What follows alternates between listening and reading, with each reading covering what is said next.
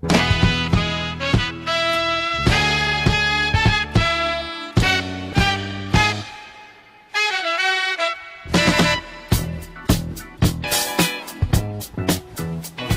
homecoming for you, when you was at the time when you was playing, what was the feeling of homecoming week compared to your season? Yeah, no, the homecoming is special. Yeah, because it is you playing for your family, your school, your name. Okay.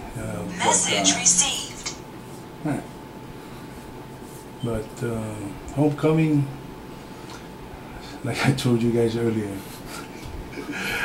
my junior and my senior year, I lost both of my homecoming. That was very disappointing. And to me, it all starts off with the team meetings. And when we had our team meetings before the game, I don't know, something about all the seniors. Everybody started crying like babies. I said, man, even me too. I was crying too. But frick, it takes a lot of energy out of you when you go into the game. So, man, to me, it shouldn't. When you have team meetings like that, man, a lot of emotions come into play in homecoming, especially homecoming. My thing with that is, keep your emotions for the game, because football has a lot to do with emotions. And once you take that away from your play, man, you just get drained and you cannot play the game. And that's how I felt that we played that. My junior and senior year, we had no energy. And both of those games was very important because it was supposed to take us to the playoffs, but we didn't make the playoffs. My senior year, we only had 28 players on our team, and we had to play Iron Man football. We had to play both offense, defense, special teams, and it takes a lot of energy out of you when you lose it in the beginning of the game. So my advice, not too much. Don't expend too much energy in your meetings. Just get to the point and get out and play the game. That's the fun part of the game. All the other games, my 25 years of coaching, homecoming, I always try and tell the kids homecoming is special. It's one game, it's your last game on the home field. It's not like this year, you have a homecoming, then you have playoff, and now you play the playoffs at your home game.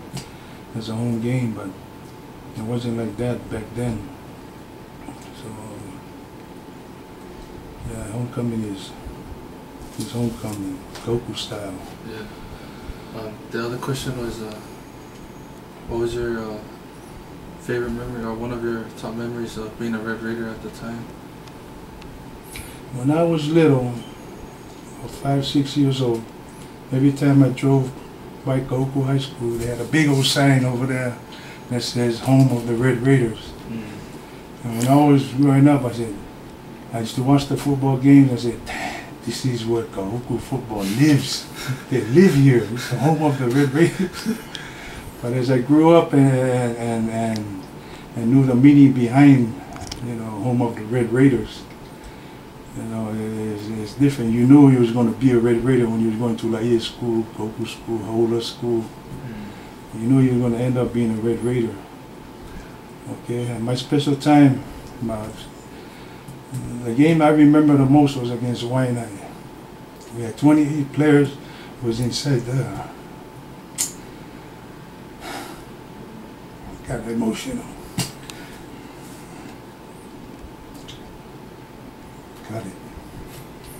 But anyways, we had a team meeting, 28 players inside the locker room.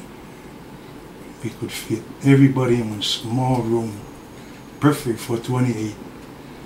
Waianae came up with 70 plus players. Big hype. We only lost one game.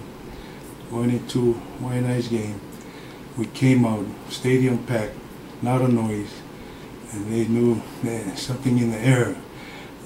Right after the meeting, our team meeting, we knew it was going to win. I knew it was going to win. And just something in there. The quarterback for Waianae, he already committed to Oklahoma because they ran a wishbone offense. His name was Tupu Zilinga. He already, a verbal agreement that he was going to go to Oklahoma. Anyways, that game, the first series of the game, he was Lance Tuia, two outside linebackers. They took him out of the game, the first series of the game. End of story. He came in offense, bang, bang, score. We ended up winning the game 35-28. Some high scoring game. And that was the highlight of our, because everybody leading up to that game thought that Waianae was going to walk all over us because they was undefeated. Okay?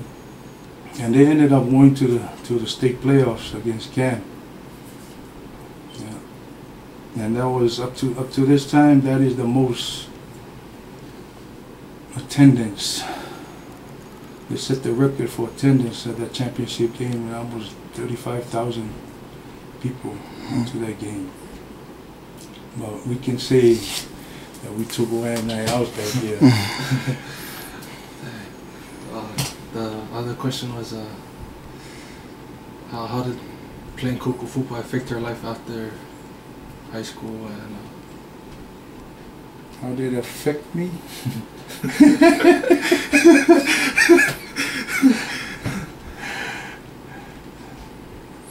Did you take anything in from the program and made it into? No, the only thing that I think that comes out of being a Red Raider, being that time, nothing is given to you just because you're a Red Raider. You gotta work. You gotta work at it.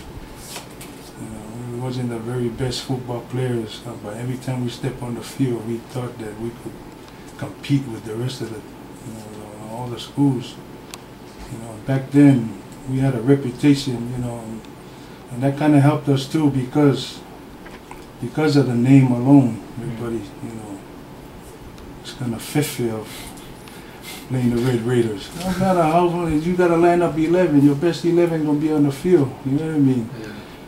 And that alone, the name alone, just scares people. So, but to me, being a Red Raider, only one word comes into mind, and that's family. Yeah. Because when you're a Red Raider, you got family on your team. Mm-hmm. Your team is your family. You sweat, you run, you bleed with your brothers on the field. So to me, it's family. Yeah? It carries on after all the seniors. It doesn't matter, if you graduated, you're a Red Raider, you're Red Raider for life. Okay? And you have family out there. You have family that went, ages ago. So when you say you graduated from Kahuku High School, you got a family over there. You have family before, you have family after, and you have family. It keeps going. So to me, being a Red Raider is being a family. Yeah. And our last question is, do you have anything for the younger generation, the young Red Raiders, for the kids in the mainland, but also the kids down here? Do you have anything, advice for them before they enter this dominant program? It's like a dynasty. Just heads up for them.